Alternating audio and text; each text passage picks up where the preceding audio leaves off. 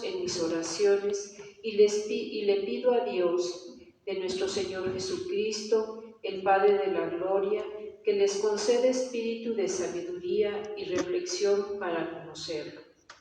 Les pido que les ilumine la mente para que comprendan cuál es la esperanza que les da su llamamiento, cuán gloriosa y rica es la herencia que Dios da a los que son suyos y cuál es la extraordinaria grandeza de su poder para con nosotros los que confiamos en Él por la eficacia de su fuerza poderosa. Con esta fuerza resucitó a Cristo de entre los muertos, que lo hizo sentar a la derecha en el cielo por encima de todos los ángeles, principados, potestades, virtudes y dominaciones, por encima de cualquier persona, no solo del mundo actual, sino también del futuro. Todo lo puso, pues, bajo sus pies. A él mismo lo constituyó cabeza suprema de la Iglesia, que es su cuerpo y la plenitud del que lo consuma todo en todo. Palabra de Dios. Te alabamos, Señor.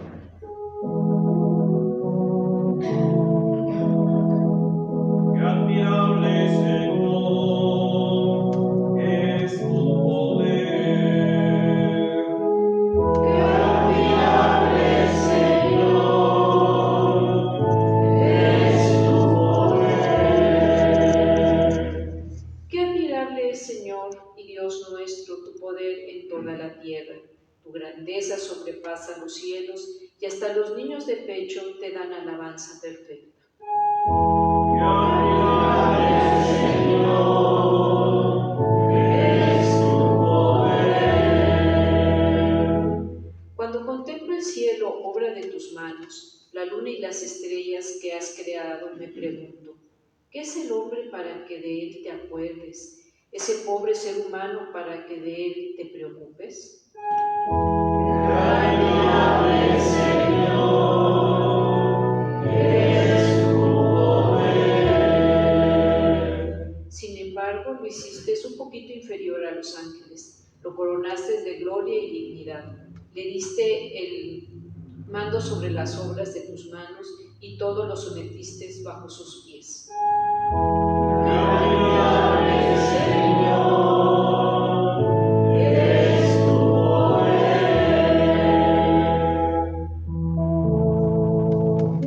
Aleluya, aleluya, Aleluya, aleluya, aleluya, aleluya. Aleluya, aleluya, aleluya.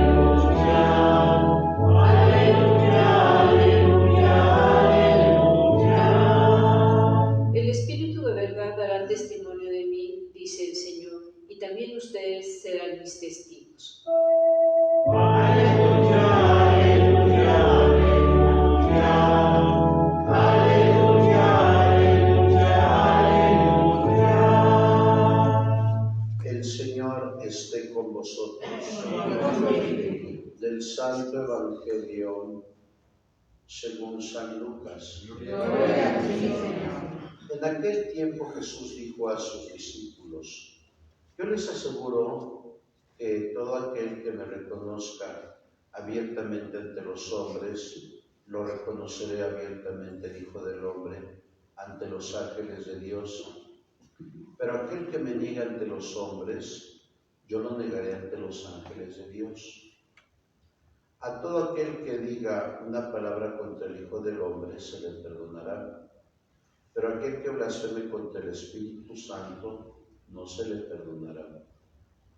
Cuando los lleven a las sinagogas y ante jueces y autoridades, no se preocupen de cómo van a defenderse o qué van a decir, porque el Espíritu Santo les enseñará en aquel momento lo que convenga decir.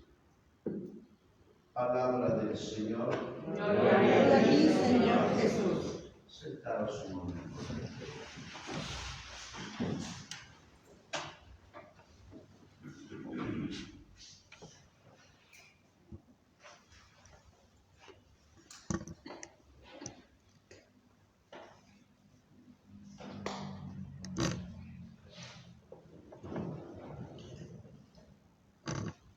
Muy queridas hermanas, muy queridos hermanos, nuevamente el Señor nos permite en este día, conclusión de la semana 28, ciclo B del tiempo ordinario, celebrar nuestra fe, siempre en la presencia amorosa del Padre, del Hijo y del Espíritu Santo, porque aunque sabemos que la Eucaristía es eminentemente cristológica, siempre hay un resplandor de la Trinidad Santísima.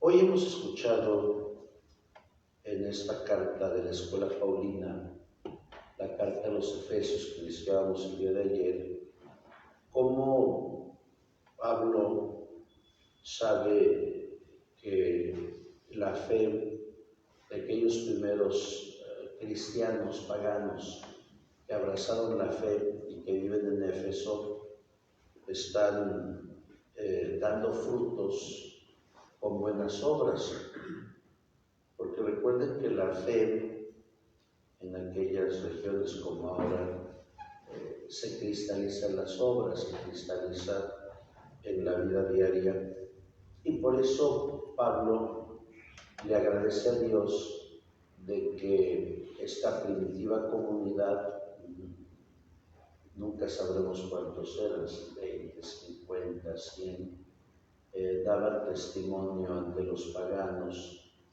de una vida conforme al amor.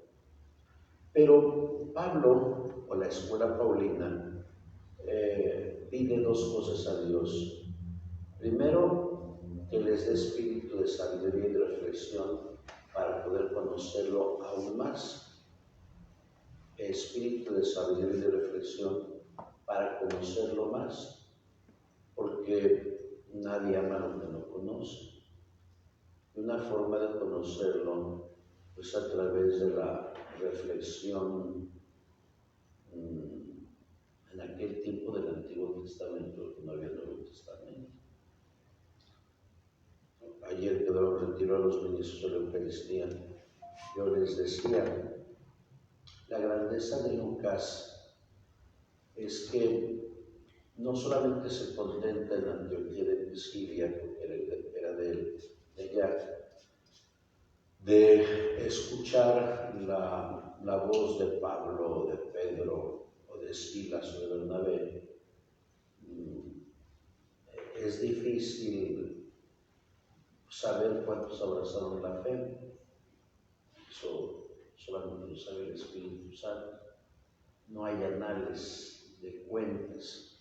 Pero lo grandioso de Lucas es que aunque ha abrazado la fe, inspirado por el Espíritu Santo, y yo supongo, tal vez costeándole el viaje, Teófilo, que le dedica su obra, tanto en el capítulo 1 de Lucas como en Hechos de los Apóstoles, lo que hace es recorrer, investigar, discernir, reflexionar, buscar, dice, a los testigos oculares que conocieron a Jesús y que lo escucharon.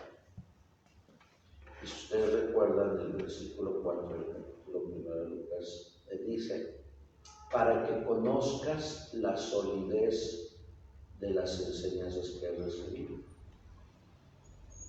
¿Cómo traslado esta petición que hace Pablo en la carta a los Efesios a ustedes? Que Dios les dé un espíritu de sabiduría y reflexión para poder conocerlo. Ustedes, cuando pasaron por revelación y fe, por todas las demás materias, pues lo fueron conociendo un poquito más. Y con el paso del tiempo, cuando uno es un cristiano maduro, pues ya no les asustaron las situaciones que pasan en la iglesia, porque se entiende que el cristiano maduro ya no se escandaliza de lo que pasa en la iglesia. Pero si uno examina los evangelios, los problemas que tiene Jesús con los apóstoles, habían pasado cerca de 3 Pascuas y los apóstoles subieron. Tenían la mente tan embotada que sabremos cuál. Quien le preguntó a Jesús cuando se eleva a los cielos, el capítulo 1 de Hechos: ¿acaso ya vas a restablecer la seguridad de Israel? El pobre apóstol estaba en la luna. Yo creo que Jesús tuvo una caridad grandiosa con los apóstoles porque pues, eran testarudos. Y eso que estaban con el maestro. Ya al final, cuando lo ven resucitado, tratan de comprender y asimilar todo lo que el maestro les había dicho, y su fe se hizo fuerte. Por eso yo creo que esta primera intercesión que hace Pablo a Dios queda bien a los que estamos en el instituto, y no solamente a los estudiantes, sino a todos, porque todos los días nosotros tenemos que escudriñar la palabra de Dios y ponerla en práctica. Yo creo que no hay un teólogo en el mundo que al final quede satisfecho de esa búsqueda. Yo no creo que lo haya. Imagínense si en las universidades teológicas de Europa, donde se enseña esta materia, los maestros solamente dan una materia. Toda su vida, si alguien dice voy a dar Hechos de los Apóstoles, toda la vida tiene que dar, y tiene que saber todo lo de ellos. Imagínense preguntar a estos hombres, ¿no? Y estas mujeres, ¿qué han hecho para escudriñar toda la Escritura? No nos daría tiempo reflexionar, yo creo, versículo por versículo. Pero cada versículo tiene una riqueza grandiosa. Ustedes que leen tanto recordarán que las exhortaciones apostólicas, las encíclicas y las cartas apostólicas parten de una cita. Lo que hacen los papas es reflexionar 60, 70, 80, 90 páginas de una cita bíblica. Si ustedes han leído a Carlo Maria Martini o a Fernand Rabasi, parten de una cita y la explican totalmente. Ayer les decía a los ministros, o a los ministros son las mujeres, pero como 400, yo les decía a los ministros, ¿quién de ustedes ha leído los 4 evangelios y los ha reflexionado? ¿Quién ha leído por lo menos 3? ¿Quién ha leído 2? ¿Quién ha leído 1? ¿O quién ha leído una biografía histórica de Jesús? ¿O teológica? Puedo pensar en Fulton Contagini, en Filión, en Romano Guardini, en Giovanni Papini, en Schleyman. Puedo pensar en Benedicto XVI, en Martinus Descalzo. Y alguna dama un tanto desorientada me dijo, yo ya leía el Dios humano de Bartol. Le dije, no sacas eso. Esa es revelación privada. Si a duras penas podemos toda nuestra vida estudiar la Escritura, que es el alma de la teología, Tratatosios número 18, pues a mí ya no me daría tiempo estudiar la revelación privada, porque la revelación privada, como dice la Catecismo de la Iglesia Católica, no agrega ni quita nada a la revelación pública. Y la revelación pública terminó con el Apocalipsis. Claro, el buen Apocalipsis, pero va a ser películas un tanto desmembradas en el contenido teológico y bíblico de la Sagrada Escritura. Bueno, ¿cuál es la segunda recomendación? Les dice Pablo que reflexionen sobre la esperanza que les da su llamamiento. Recuerden que cuando escribe la carta a los Efesios, la escuela paulina, la iglesia está en persecución. Persecución al 36 cuando matan a Esteban, 42 cuando matan a Santiago el Mayor, 49 cuando expulsan a los cristianos del tiempo de Claudio, pues está Aquila y Priscila. Siempre ha habido persecución contra la iglesia. Y por eso Pablo dice, sepan cuál es la esperanza que los da su llamamiento. Es decir, la fe en la reflexión en Dios siempre va a estar unida a la esperanza. ¿Qué es lo que nos promete Dios después de la muerte? La vida eterna. Por eso es que la resurrección la entienden los apóstoles como el sentido profundo de que aquel que había predicado en pequeños pueblos era Dios. Y ya no les importó morir a los apóstoles porque habían contemplado a Dios. El evangelio que hemos escuchado, yo creo que tiene 3 momentos importantes. Y hay que entenderlo desde una perspectiva cristológica. Cuando dice Jesús que si nosotros lo negamos en la tierra ante los hombres, Él nos negará en el juicio final. Por eso ustedes, si han estudiado historia de la Iglesia Católica, recordarán que hubo obispos que cuando algún obispo y algún sacerdote y algún laico negaba a Cristo en tiempo de persecución, no se perdonaba ese pecado. Que de hecho los primeros siglos no se perdonó, recuerden la triple T, no la 4T, es otra cosa. La triple T era los 3 pecados que no se perdonaban en la confesión. Apostasía, perdón, la triple A. La apostasía, el asesinato y el adulterio. Y recuerden que después del bautizo solamente había una confesión. Por eso estaba el caso de los clínicos que retardaban el bautizo casi hasta su muerte. Constantino retardó su bautizo 3 meses antes de morir, porque su vida pues no era tan buena aquí entre nos. Y yo creo que las palabras de Jesús son explícitas. Aquel que me niegue delante de los hombres, yo lo negaré ante los ángeles de Dios. Hoy hay una corriente pseudocientífica, digo pseudocientífica, de que no hay que ser religiosos, no hay que creer en Dios. Y tristemente mucha gente por pena o por omisión no expresa en su trabajo que cree en Dios. Y hay muchos así, muchísimos. Por eso digo que es una corriente pseudocientífica, más en México.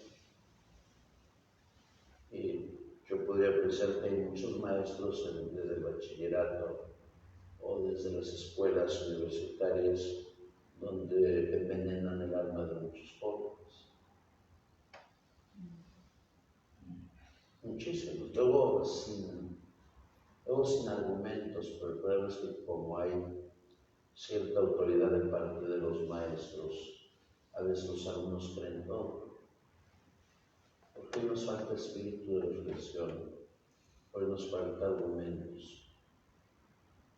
Yo recuerdo cuando era estudiante de historia en la UAP, ya hace 25 años, yo era sacerdote. De todos mis maestros, solamente 2 hablaban de Dios y de la necesidad de que el hombre fuera creyente. Por cierto, no me tocó confesarlo del hospital cuando estaba muriendo. Era el mejor maestro que tuve de edad media. Pero la mayoría argumentaba injurias contra Dios y la Iglesia. Yo argumenté contra 3 o 4 maestros que quedaron en evidencia porque sus argumentos eran falaces. Pues yo porque tenía los tenemos argumentos teológicos y filosóficos, pero pues no toda la gente lo tiene. Y a veces pensamos, como dicen ingenuamente nuestros legisladores que se creen dioses, ellos han dicho, es que mis creencias religiosas no tienen nada que ver con mi desempeño como legislador.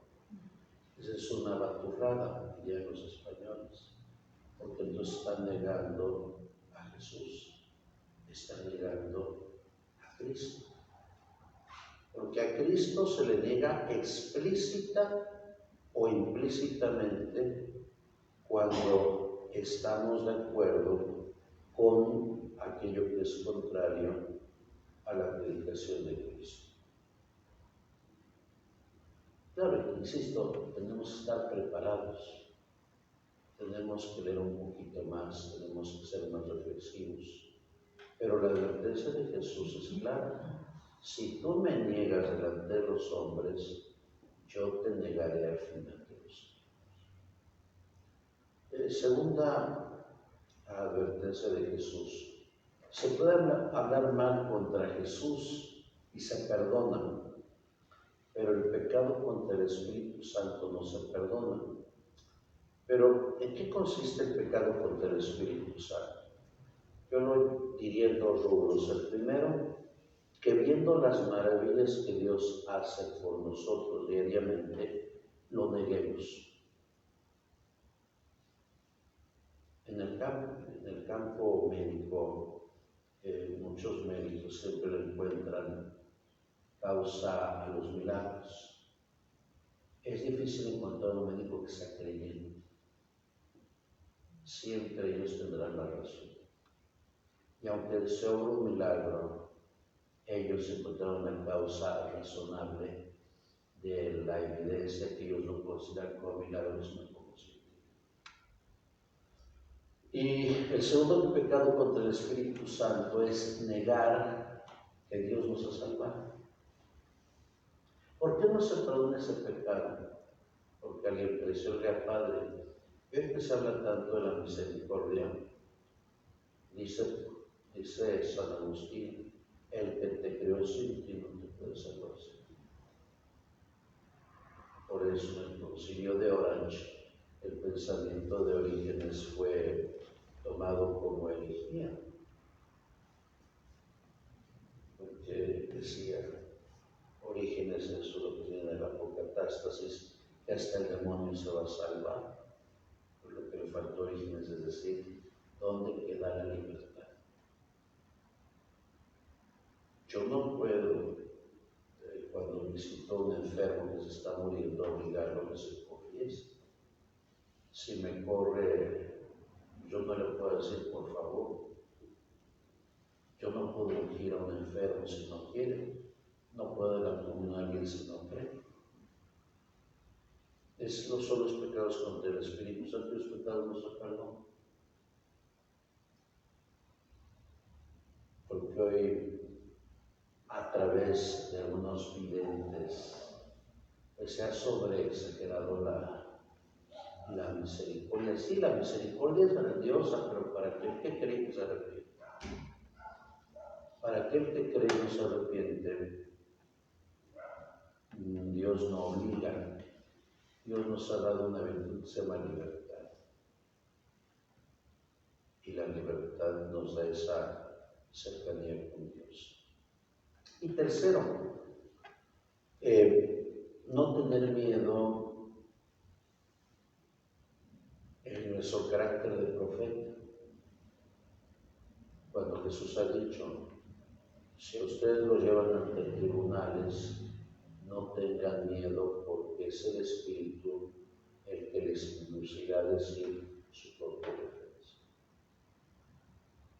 En estos tiempos que nos toca vivir, muchos, como decía el Papa Francisco cuando les llamó la atención a los obispos aquí en México, les dijo, no se inclinen ante los modernos faraones. ¿Y qué significa inclinarse ante los modernos faraones? Que como profetas los obispos tienen que decir la verdad, aunque aunque sea un presidente o aunque sea un gobernador. Porque Dios nos ha dado un espíritu de temor, Dios nos ha dado un espíritu de fortaleza. Y ¿cuánta gente en México se queda callado o callada para no perder el trabajo, para no quedar mal con el jefe? Y como dice Bernard Hale en su tercer tomo, Libres y Fieles en Cristo, cuando nos quedamos callados, entonces somos cómplices de estructuras de pecado.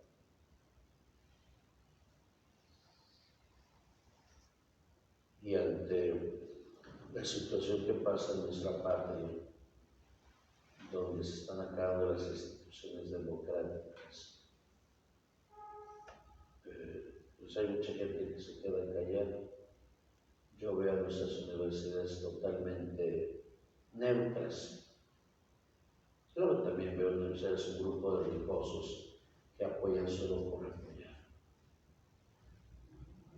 Porque la verdad es una.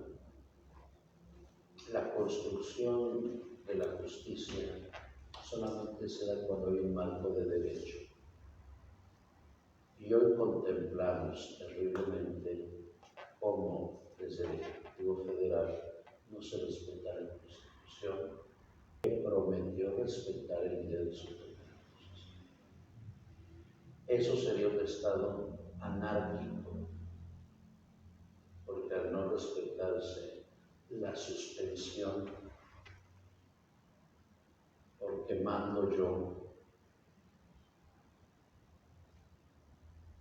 y nos aproximamos a un desastre que le costó a muchos antepasados nuestros, como decía Sir Winston Churchill, sangre, sudor y lágrimas y muerte.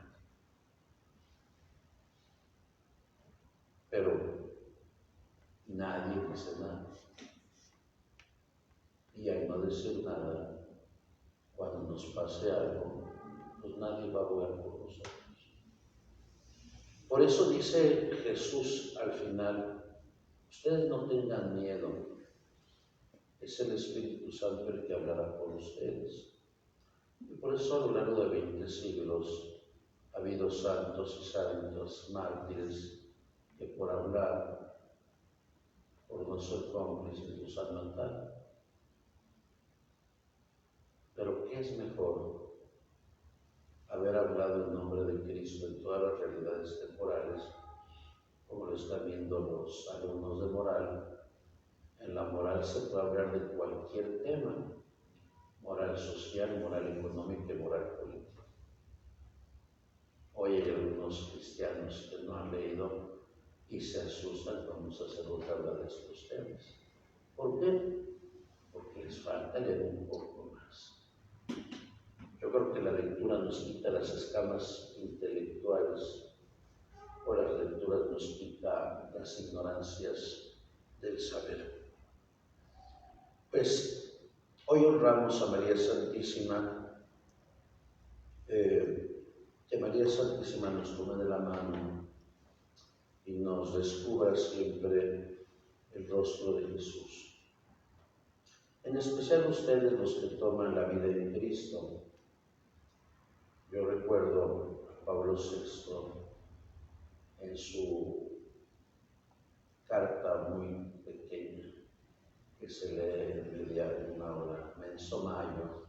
Él decía, el Santo Rosario es la síntesis de los evangelios, porque a través de los misterios gloriosos, gozosos y dolorosos contemplamos al mismo Cristo. Claro, Juan Pablo no había llegado a los luminos, porque esta carta es de 67. Pero esto es cierto. En una sana Mariología, en el capítulo 8 de la Lumen Gentium, el estereotipo de la Virgen María, el emblema de María, es las bodas de Caná. Cuando recurren a María, María. María es intercesora, medianera. ¿Y qué es lo que dice María? Siempre lo dirá la Virgen María. Hagan lo que Él les diga, no lo que yo diga. Hagan lo que Él les diga. Por eso algunos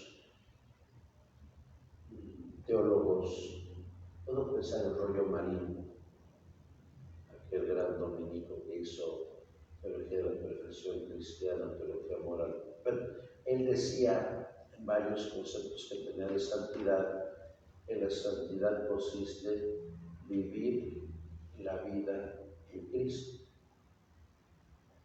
En eso consiste la santidad. Claro, nos cuesta mucho porque Cristo exigió mucho. Cristo exige mucho. Y Cristo nos exige, puedo pensar en 3 verbos: amar, comprender y perdonar. ¿Y cuánto trabajo nos cuesta? ¿Cuánto trabajo nos cuesta comprender? ¿Y cuánto trabajo nos cuesta amar? Esa es la vida en Cristo. Claro, dijimos, algo sencillito, dirían los argentinos, pero la vida en Cristo es bastante dura, bastante difícil. A veces pensamos ingenuamente que Dios nos da una alfombra roja al estilo Cannes o Oscar Hollywood, ¿no? Dios da a veces una alfombra llena de dolor, de espinos y de abrojos, y solamente los que creen en Él superan las adversidades porque viven una vida profunda en Cristo. Pues que el Señor nos conceda su gracia y su fuerza para no decaer,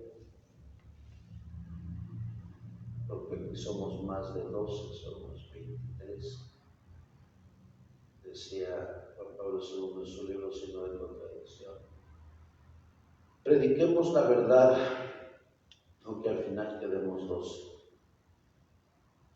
Y si 12 fueron los que iniciaron la epopeya del cristianismo en el siglo I, dicho sea de paso aquí en México, 12 fueron los franciscanos los que iniciaron la conquista espiritual de México. Así sea.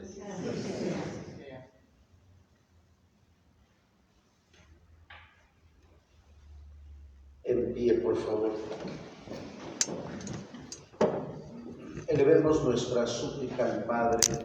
Respondemos: Padre, escúchanos. Padre, escúchanos. Por el Papa Francisco, por nuestro obispo Víctor, oremos. Padre, escúchanos. Por los gobernantes del mundo entero, de nuestra patria, estado y localidad, oremos. Padre, escúchanos. Por los que sufren, por los que lloran, por los que no tienen ganas de vivir, por los que no tienen trabajo, por las viudas, los huérfanos, los desamparados, los enfermos, los presos, los migrantes, para que hallen en Dios y en los más cercanos ayuda y consuelo.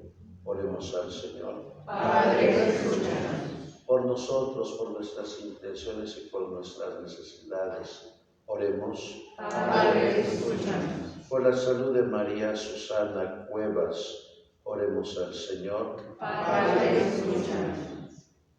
Por el pleno descanso de Senorina Jiménez, por el Padre Valentín Pérez Blanquel, oremos al Señor. Padre, escúchanos. Escucha, Padre, nuestras plegarias, otras quedan en nuestro corazón. Te lo pedimos por Cristo nuestro Señor. Amén. Sentados, por favor. Amen.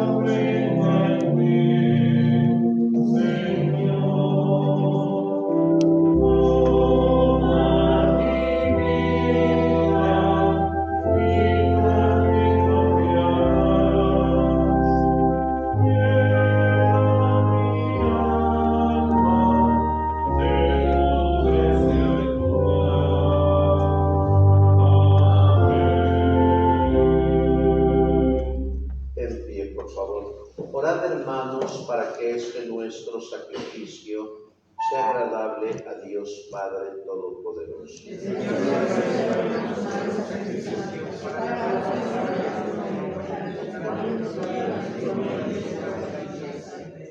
Te presentamos, Señor, estos dones de reconciliación y de alabanza y te pedimos humildemente que, siguiendo el ejemplo de la Virgen María, lleguemos a hacer una ofrenda santa agradable a ti.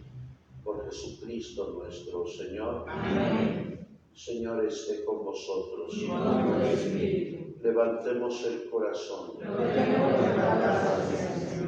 Demos gracias al Señor nuestro Dios.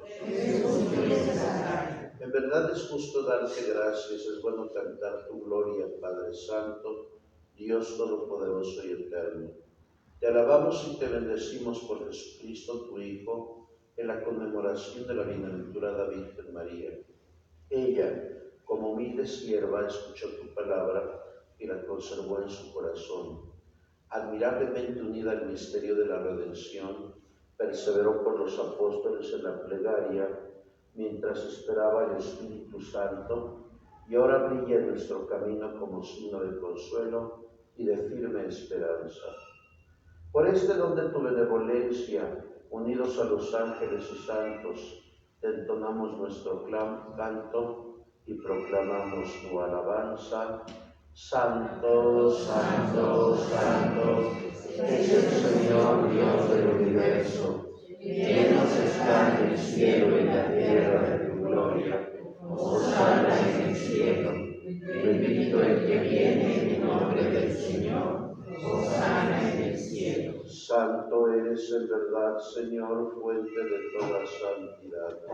Por eso te pedimos que santifiques estos dones con la efusión de tu Espíritu, de manera que se convierta para nosotros en el cuerpo y la sangre de Jesucristo nuestro Señor, el cual, cuando iba a ser entregado a su pasión, voluntariamente aceptada, tomó pan, dándote gracias, lo partió y lo dio a sus discípulos, diciendo: tomen y coman todos de él, porque esto es mi cuerpo, que será entregado por ustedes.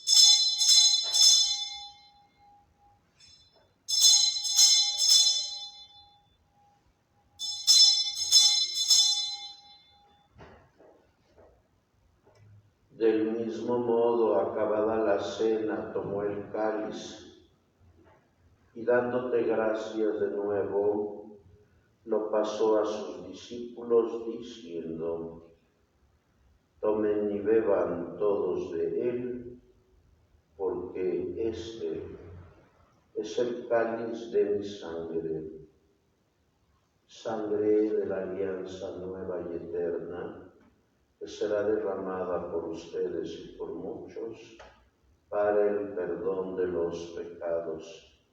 Hagan esto en conmemoración mía.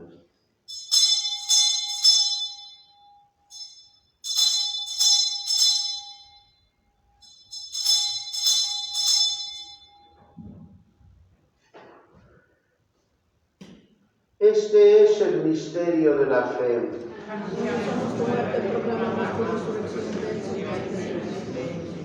Así pues, Padre, al celebrar ahora el memorial de la muerte y resurrección de tu Hijo, te ofrecemos el pan de vida y el cáliz de salvación, y te damos gracias porque nos haces dignos de servirte en tu presencia. Te pedimos humildemente que el Espíritu Santo congregue la unidad a cuantos participamos del cuerpo y la sangre de Cristo. Acuérdate, Señor, de tu Iglesia extendida por toda la tierra, y con el Papa Francisco, con nuestro Obispo Víctor y todos los pastores que cuidan de tu pueblo, llévala a su perfección por la caridad. Recuerda a tus hijos, Senorina Jiménez, por el Padre Valentín Blanquel Pérez, a a quienes llamaste de este mundo a tu presencia. Concédeles que, así como han compartido ya la muerte de Jesucristo, compartan también con Él la gloria de la resurrección.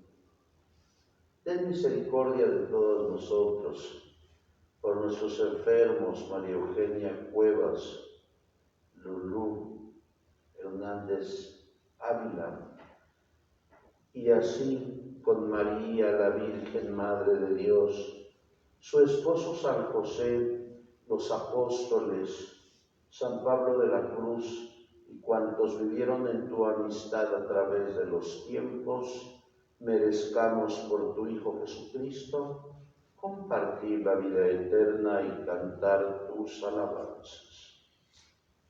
Por Cristo, con Él y en Él, a ti Dios Padre Omnipotente, en la unidad del Espíritu Santo, todo honor y toda gloria por los siglos de los siglos. Amén. Fieles a la recomendación del Salvador y siguiendo su divina enseñanza, nos atrevemos a decir: Padre nuestro que estás en el cielo, santificado sea tu nombre. Venga a nosotros tu reino.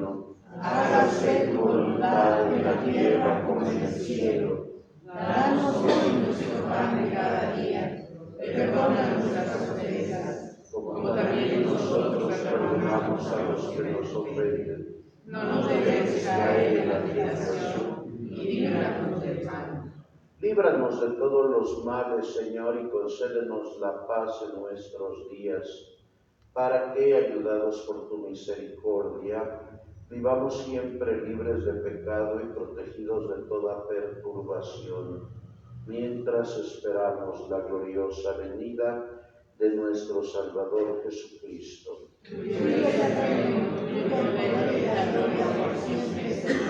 Señor Jesucristo, que dijiste a tus apóstoles: la paz os dejo, mi paz os doy, no tengas en cuenta nuestros pecados, sino la fe de tu Iglesia. Y conforme a tu palabra, concédele la paz y la unidad, tú que vives y reinas por los siglos de los siglos. Amén. La paz del Señor esté siempre con vosotros. Y con tu espíritu. Dense la paz.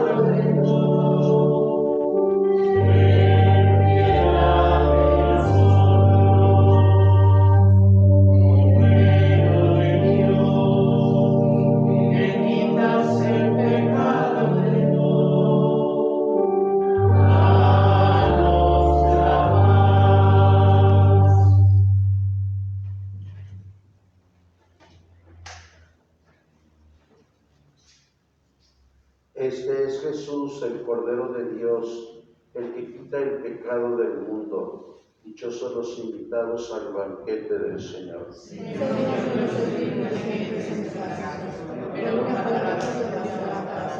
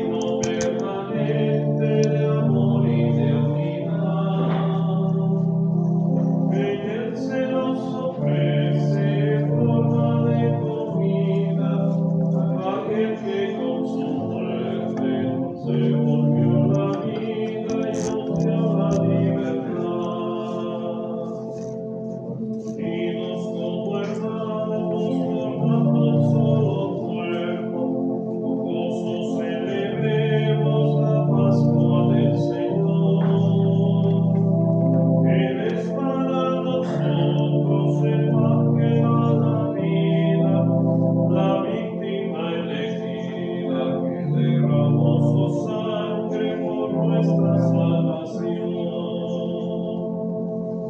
El pan que compartimos en esta Eucaristía es signo permanente de amor y de unidad.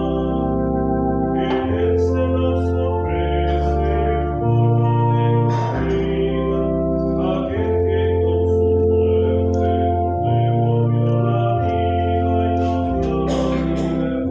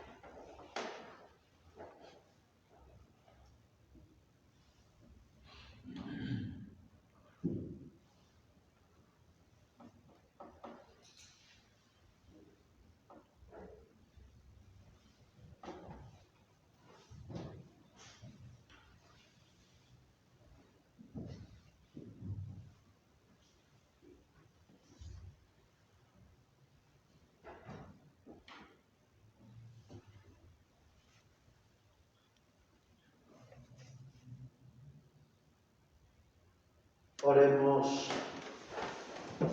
Alimentados con el celestial manjar, haz, Señor, que te sirvamos con una vida intachable, a ejemplo de la Santísima Virgen María, y que con ella podamos agradecerte continuas alabanzas.